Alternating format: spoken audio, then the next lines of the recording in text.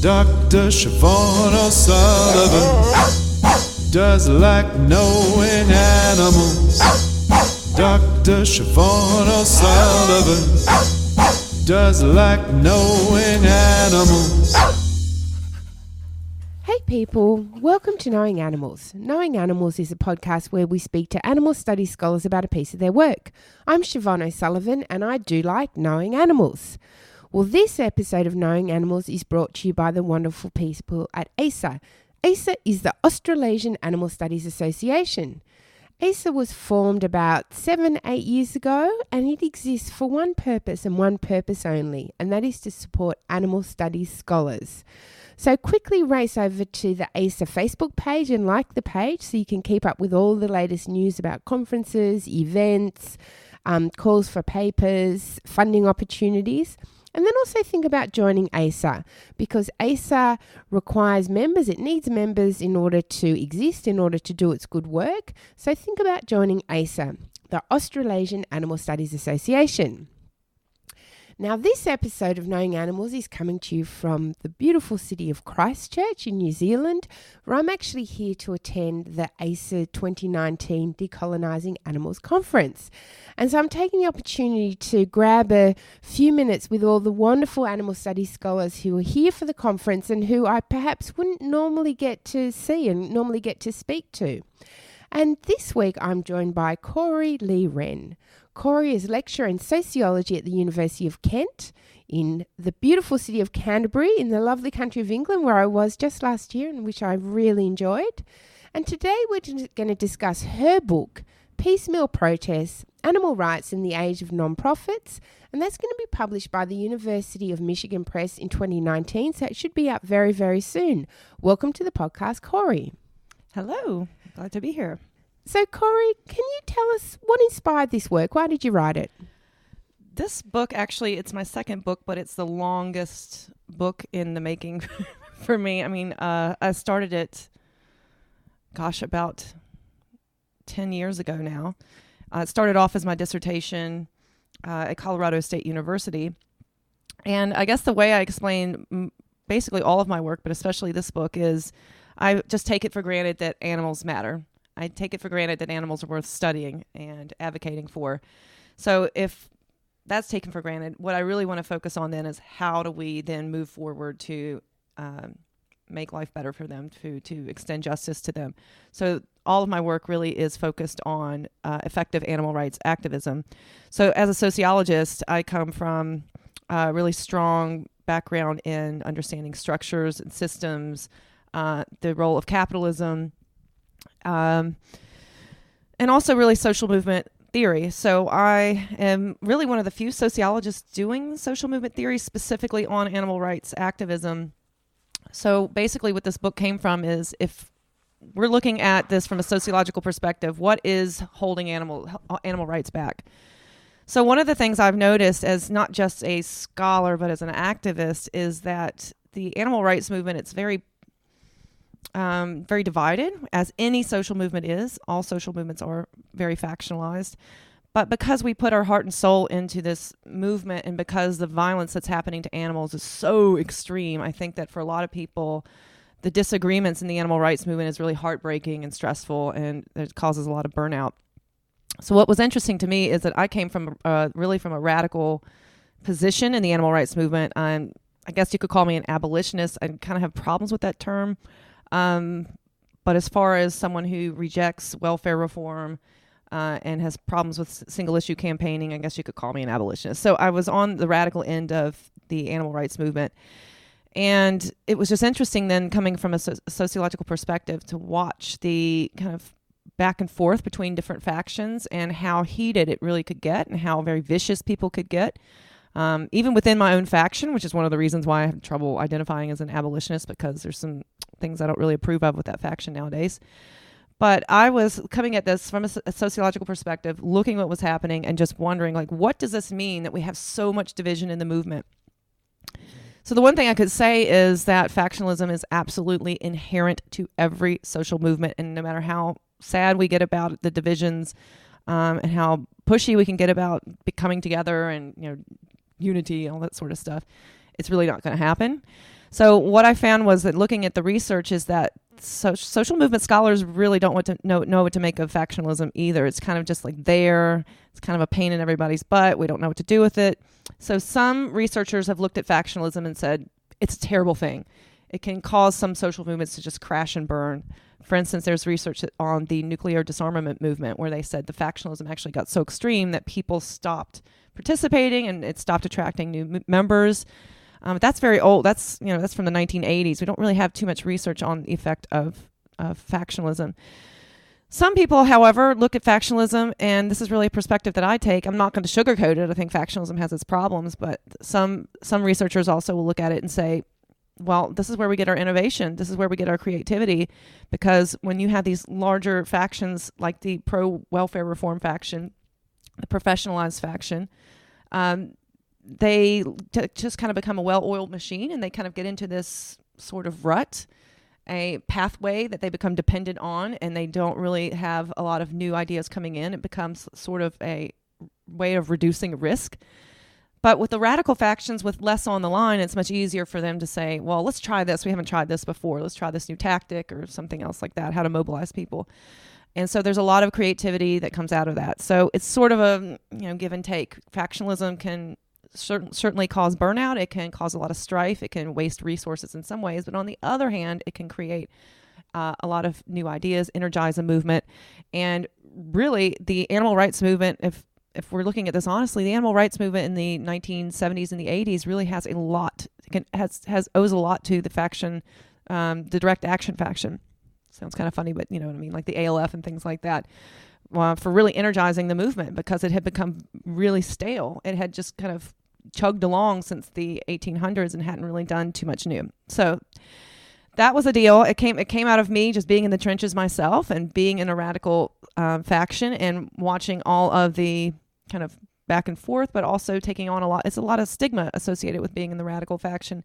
And then when I started to do research into it, when I realized that there was very little information on the role of factions in social movements, but also very few social movement scholars actually take radicals seriously. They see them as kind of the thorn in the side, and they're something that are groups that cause mayhem and distraction and ruin movements. When I'm looking at it, say, listen, I'm from that faction myself, and I don't see myself that way. I don't see my colleagues that way. I see us as really committed, really passionate, and we have legitimate criticisms about the mainstream movement. So that was my walk into that kind of line of work. And so in order to do this research, I basically just went to the Tom Reagan archive. I emailed Tom Reagan, RIP, when he was still alive, and I asked him, in your infinite wisdom, Tom Reagan, he's been around in the movement for some decades, what do you think is going on with the movement? And he pointed to two particular points. There was a sit-in at I think the National Institute of Health in the United States, and that he said that was one of those points where all the different groups, regardless of their strategy and their operation motives, whatever, they would all come together, and they actually made a big scene. And I don't remember the outcome of that protest, but the point was that everybody came together, and it was a sit-in for several days. They were trying to freeze people out. I think they would turn on air conditioning and trying to get people really, really cold, and they would turn it off and get people really hot. I think it was in the summertime, but people sat together and they protested, and I believe that, don't quote me on this, but I believe that the protest was actually successful, and they shut down. There was some kind of animal testing going on there. So he pointed to that, and he said that was a moment where we were really together. And another point when we were really together, really unified, was the 1990 Animal Rights March in Washington, D.C. And I think he quoted something like 50,000 or 100,000 people, or some like really large number. But reporters say it's more like 25,000. But for the animal rights movement at that time, it was pretty amazing. So he was coming from it from the very mainstream perspective of factionalism is terrible. It's awful. And look what we can accomplish if we're not going at it with each other. But here's the interesting thing. In 1996, they tried to operate a second march in Washington, D.C. But by that point, really in the 1990s, the early 1990s, is where that factionalism starts to really take off. And I'll explain why it took off in a minute. But basically what happened was the HSUS, PETA, all the main professionalized organizations got involved. They wanted to change the radical language. It was no longer an animal rights march. It was something like animal welfare march. I don't remember what it was, but they changed the language. They watered down to such an extent that Tom Reagan himself said, I'm boycotting this. I'm not going to go. I think he eventually did go and he did speak, but for a long time he was very vocal against it. So even he, who was like, we need to come together and unify, realized that, sometimes unity is problematic because we do need to criticize things that, are not really working in the interests of animals. So what happened, actually what happened was after that, hardly anybody showed up to the march. So it was highly professionalized, watered down. It was very tumultuous, contentious, and I think something like 3,000 people showed up. Major difference from 1990. It was so bad, in fact, that a social movement scholar wrote a paper about it and said that this was a wonderful case study in how social movements die because it was such a plummet. Obviously, our movement didn't die; it continued on, but it was so bad that scholars were looking at it as an example of how movements die. So what happened? What caused this big change in the 1990s? So as I said, as a sociologist, we look at the structural level. We look at systems and we look at the capitalist influence. We're very much so, not all of us, many of us are very, like myself, inspired by Karl Marx and his criticism of the state and its relationship with the economy. So basically what is happening then in the 1970s and the 1980s in the United States and elsewhere in the world, such as the UK, such as Australia, is that they started to move towards a nonprofit system. So nonprofits have been around. They've been around for about a century, but they really didn't become a thing until the 1970s and the 80s when we moved into a neoliberal economy. So nonprofits really worked well for the state because nonprofits took care of social services in a very affordable, cheap way. So basically what you have is a state that is exploiting all this wealth for capitalist interests for industries and whatnot that work with the state. They're extorting all this wealth, and then we have the suffering that comes from that. And at the state's responsibility is to take care of those who are suffering, to provide social services. But instead of doing that, they will say, well, we'll prop up these nonprofits and let them deal with it, and they can rely on hustling for funding and donations and things like that. But nonprofits are also very useful to the state because now you don't have a bunch of radicals running out in the streets like we did with that march in 1990. Instead, you have people neatly behind their little cubicles and writing their emails and their grant proposals, and they're not really becoming a threat anymore. They have to be, in fact, quite transparent because to be a nonprofit, to be incorporated, you have to fill out those forms to the state and say, here's our operations, here's what we do. So that secrecy is gone. So there's a major, major compromise to that. Industries also like this because industries, it is their duty. If you're exploiting wealth, I mean, that's how capitalism works. You're exploiting surplus value. If you're going to do that, then the trade here is that you have to give back through taxes. But what has happened is a loophole has been created where you no longer have to pay these taxes if you create a foundation like the Henry Ford Foundation or something.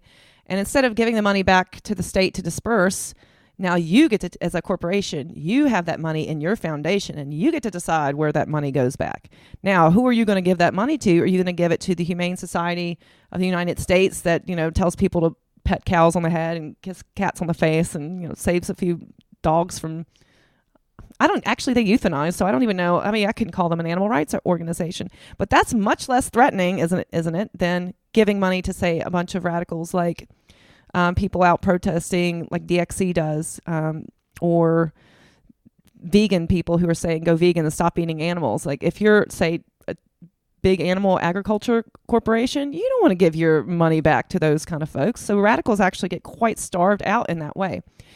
Instead, the nonprofits, now they're going to be able to access all that grant money. So this is what we call the nonprofit industrial complex.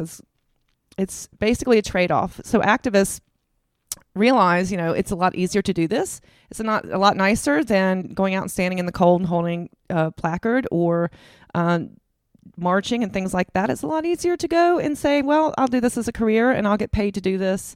And so there's a incentive then to do that. But of course, the compromise is that you can't do your radical stuff anymore. And a lot of these organizations spend a lot of their time just with fundraising.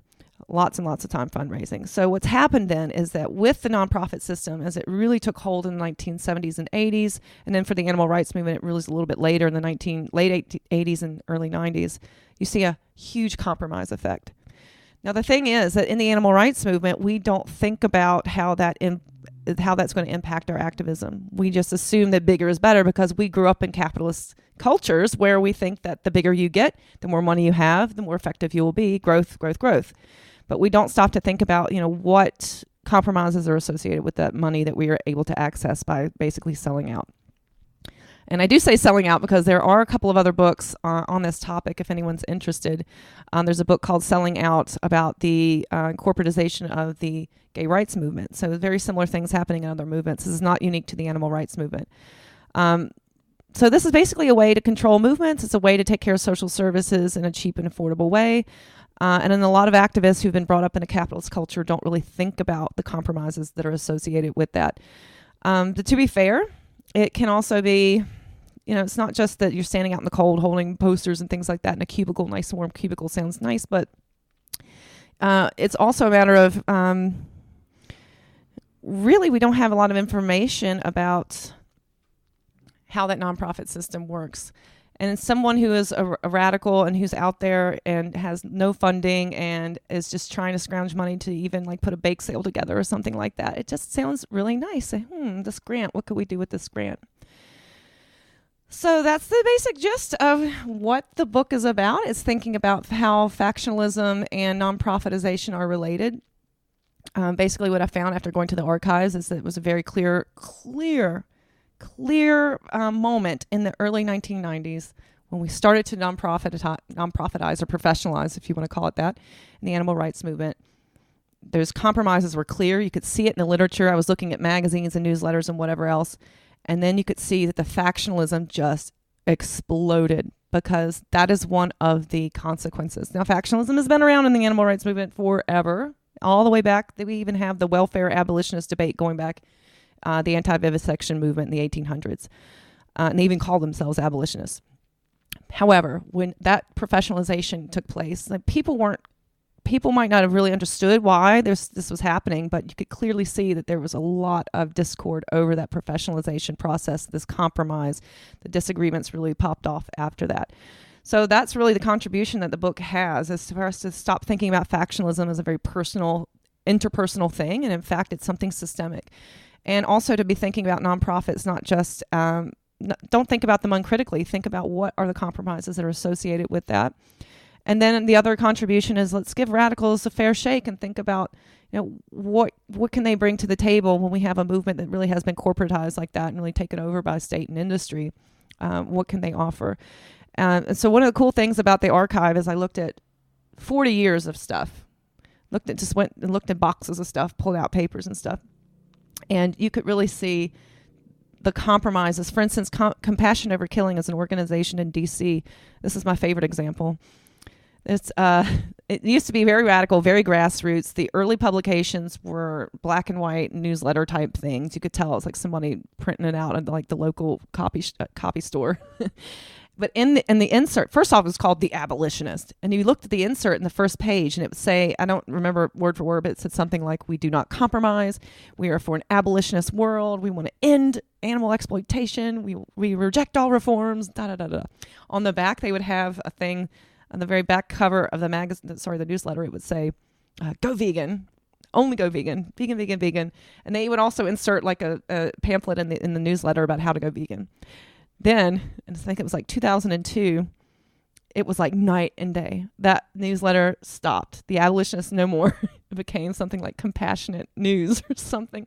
Had a woman on the front, petting a cow. Like the pictures of people getting arrested in the streets were gone. Now it's very calm and inviting, and come pet the animals in the sanctuary and buy humane meat and this sort of stuff. So the name of it changed. The insert changed from abolitionist stuff to we were all about farming reforms and all that sort of stuff. And then in the back, it went from go vegan to go vegetarian or try vegetarian. And the insert on how to go vegan was gone. And it was just like overnight when they professionalized, when they became a nonprofit, boom, there was your compromise right there. So this is not unique to Compassion Over Killing, although I thought that was the most dramatic. You could see it across the board. Bing, bing, bing. As each one of these organizations professionalized, they went from let's liberate animals to let's treat animals nicer. They went from let's go vegan to try veg. It was just night and day. But the other cool thing that I saw was that the radicals were having an influence. So this stuff that was happening was not, I mean, that's why we had so much factionalism. So one of the cool things is that some of these organizations were listening when they got that radical pushback. So that's the kind of the highlight of the story, or the good news, the happy ending, was that although radicals may feel like we are very marginalized, not listened to, they are having an impact. They do have an important role in the social movement, because there's some organizations like FARM, which is Farm Animal Rights Movement. Used to be called Farm Animal Reform Movement, and I think now it's called Farm Animal Rights Movement. And that's specifically because the abolitionists have been pushing back on them for a long time. And they were one of the most contentious. They were very, very outspoken against abolitionists and direct action folks, and even I think maybe the NoKill. Yes, absolutely. Yes, the NoKill as well. So for those who don't know, FARM is one of the largest organizations in the United States, and they operate the annual Animal Rights Conference. It's held either in D.C. and L.A. So it's like the largest gathering. And I looked at a lot of their information, and it was quite damning in the beginning, because they would explicitly say, no radicals allowed. If you're going to come here and you're going to criticize, you can't come. But of course, who are they protecting? They're protecting the large organizations. They also had basically, you pay to play. So if you pay a certain amount, so many thousands of dollars, you get this many booths, you get this much talking time, So it was really a way for these organizations to build their power. And it was also a way to basically invisibilize and erase radicals. And so that was really it was cruddy. And up until recently, it was still pretty cruddy, where they explicitly said no abolitionists. In fact, I think in 2013, the abolitionists tried to create a side conference in the same hotel, and the hotel shut it down. So that didn't happen. And then Nathan Winograd, who is the director for the National NoKill Center, he was supposed to go and speak 2 or 3 years ago. And then they kind of got in the middle of that, and basically he had to pull out again, because he said, you can come, but you can't criticize. It's like, well, that's his whole thing. He's a radical. He's a no-kill radical. He's there to criticize euthanasia as a widespread supported practice in the movement. Rightfully so. That should be critiqued. But they can't do that. So what's he going to do? I mean, he's kind of put in a spot. So he did pull out as well. So FARM has been pretty instrumental in protecting power for those large professionalized groups, and then basically invisibilizing these radical groups. And if you can't go to these conferences, I mean, it's very difficult. That's where you network. That's where you make money. When you're selling stuff in the booths, that's where you have your position heard by the most important leaders in the movement. So if you're being cut out as radicals, you're being shut down and invisibilized. So in this way, nonprofits also help to quell the radicals. So states love the nonprofits for that reason. They're doing a lot of this work for them. It's the soft power of the state. Nonprofits are basically shutting down these radicals without the state having to get involved. So this factionalism actually is quite strategic. But anyway, the happy part of that was that now FARM is kind of pulling back on that a little bit. I don't know if, I think this last one they were a little bit more inclusive, at least for the feminists, because there's a lot of discord over feminism. It's not just not just direct action, NoKill, and abolitionists, but also the feminists. There's I have a whole chapter on that. So they've been a little bit more inclusive to that. They've started to get a little bit more abolitionists in their claim making.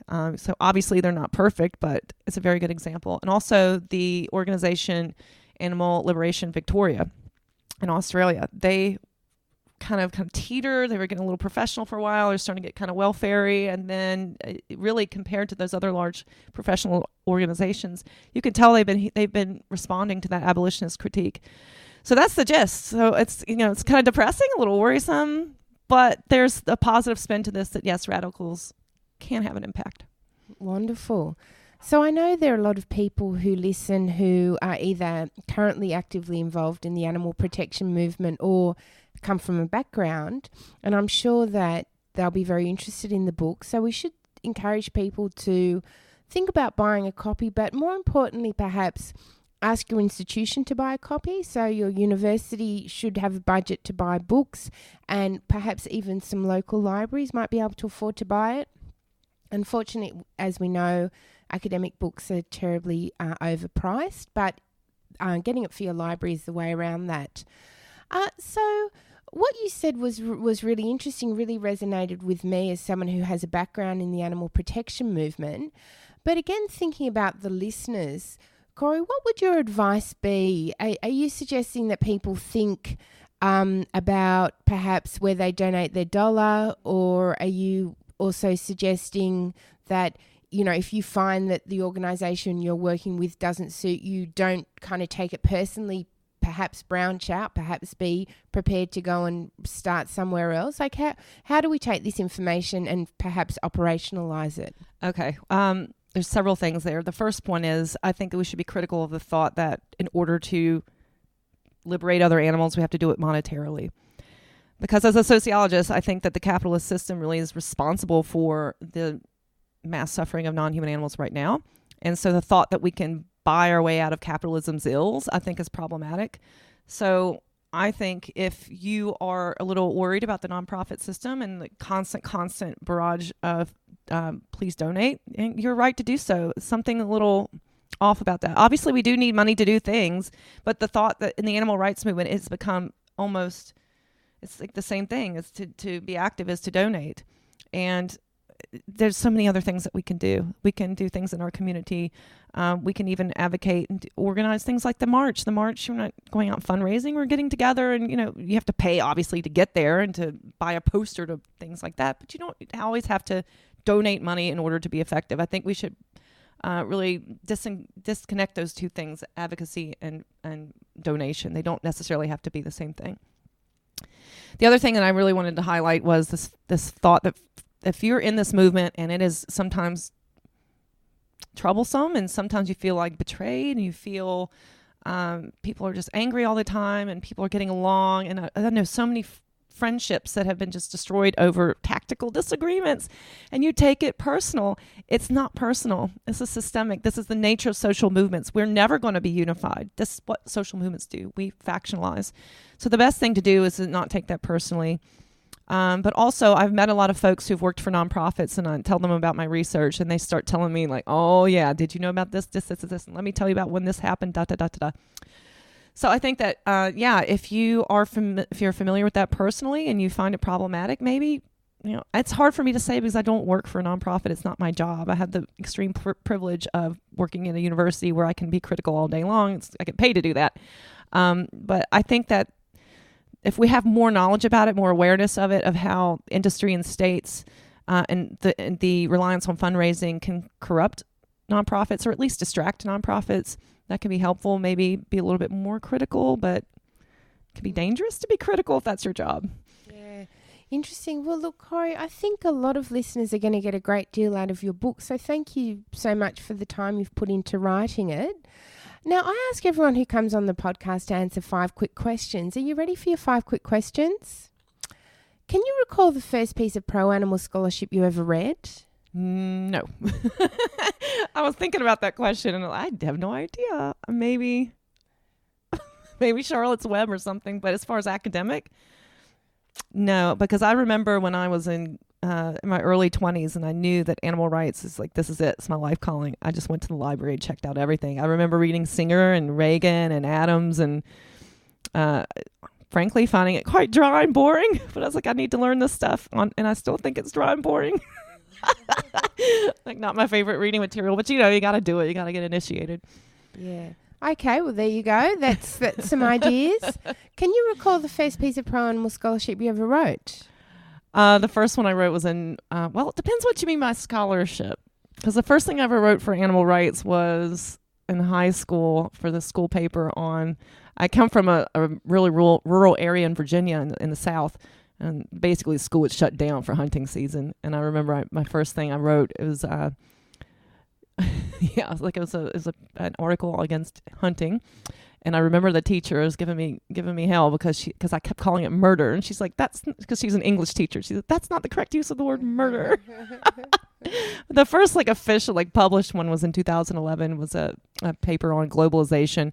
And again, criticizing that association between advocacy and consumption and money, which I think is problematic. That was with the Journal of Critical Animal Studies, which I don't know if it's still in operation anymore. Yeah, I'm not sure about that. Yeah. Okay. Well, if you had to name one animal studies scholar who's had a big impact on you, who would it be? It's 2 people. The first is David Nybert, who is a sociologist who founded the Animals and Society section of the American Sociological Association. because, like I said, there's very few sociologists. Well, at the time, really, there was very few sociologists doing this large-scale stuff on animals. And so his work is on animals and history, but he came at it from a kind of a Marxist perspective on the role of the economy shaping our relationships with other animals, the entanglement of human and non-human oppression, and it just profoundly changed the way I thought. But also, it was just like, wow, this guy's written 2 books on like the history of human-animal relations, and they're magnificent. Magnificent books. There's just like how much work went into these. So I found those very inspiring. Really changed my perspective. And whenever I teach that topic, I include that. The other one more recently is AFCO, the beautiful, wonderful AFCO, who is, she comes from, not from the animal rights movement. She comes from an anti-racist kind of perspective. And so she has this wealth, just wealth of Black feminist theory under her belt. And it's just, I met her in 2012 or 13 online. I've still not met her in person. We talked on the phone and things, but that woman, she at the time was in her early 20s, and I was working on my PhD, and she started blogging for my website, Vegan Feminist Network, and just the stuff that she was coming out with. I was like, what? Just mind-boggling. And I actually saw her talk at a conference at the European Association for Animal Studies, something like that, in Barcelona last May. She was a keynote speaker, and her topic was basically on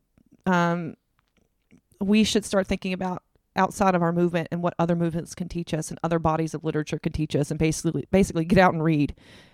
And that's exactly what she did for me. She came from another field. She has all this amazing critical Black feminist thought, and it just radically changed the way I think. I mean, like I said, I started with David Nybert, and he's very much so about intersectionality, but AFCO is just like the brain in that woman's head is unreal. So I cannot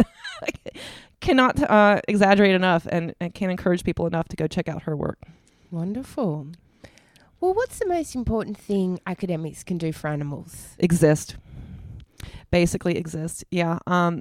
That's something I've really been thinking about quite a lot, especially because I just started a new job. I just moved to the UK at the University of Kent.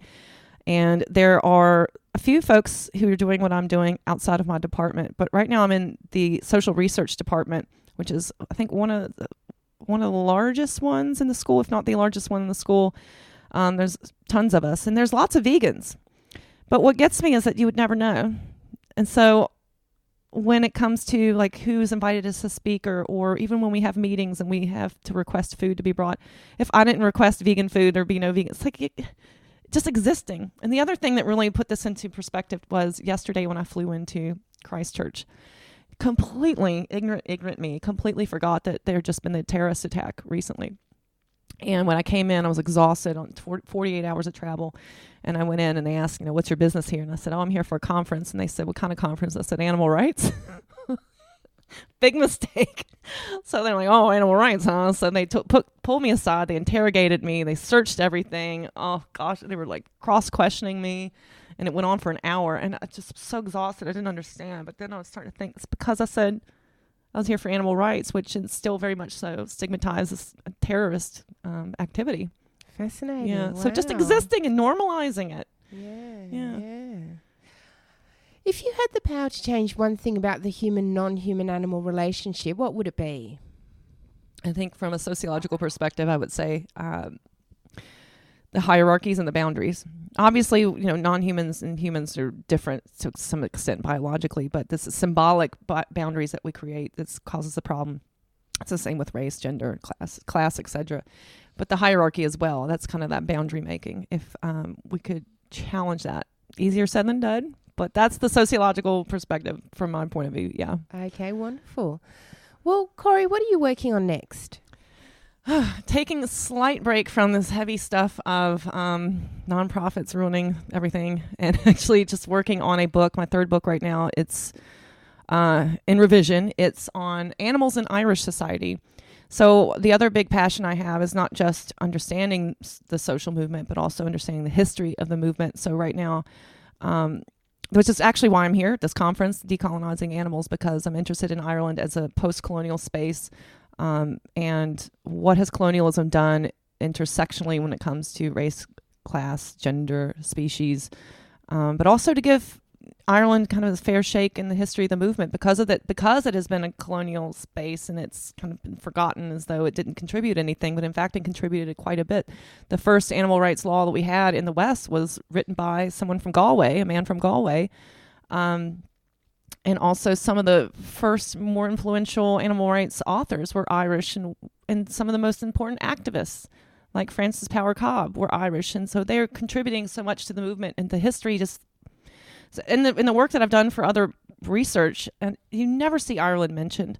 So I think it's interesting to see, what does it speak to vegan feminist theory, but also how does it contribute to the history of the animal rights movement, since it's been largely erased, unfairly so. Wonderful. Yeah. Wow. Well, we'll look out for that. So how can people find out more about your work? You can go to my website at CoreyLeeWren.com, and I have all of my research except for my books free there to view and download. I have tons of blog essays. I have some podcasts up there.